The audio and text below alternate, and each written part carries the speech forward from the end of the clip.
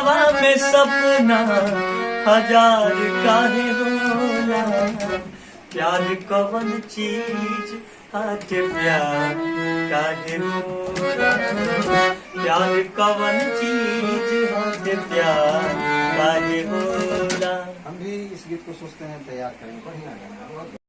बोला का दिले बारू हो, तू जब दिले बारू हो तो दगा दिले बारू हो, तोरा प्यार के बदला में। बोला का दिले बारू हो, तू जब दिले बारू हो तो दगा दिले बारू हो, तू जब दिले बारू हो तो दगा दिले बारू हो, तू जब दिले बारू दगा दिले बारू।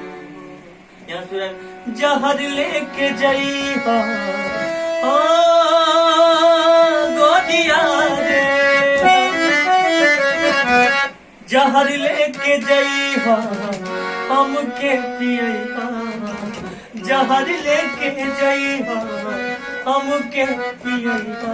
अब जा जा जा जा भुला जाई, अब जा जा जा जा जा जा जा भुला जाई। कंपोज कौन किया है?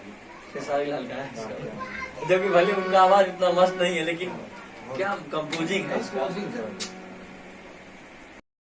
अच्छा सुनो, सब्सक्राइब करते वक्त ना घंटी बजा देना, ताकि जब मैं ऑनलाइन आऊँ तो तुम्हारे फोन की भी घंटी बजे।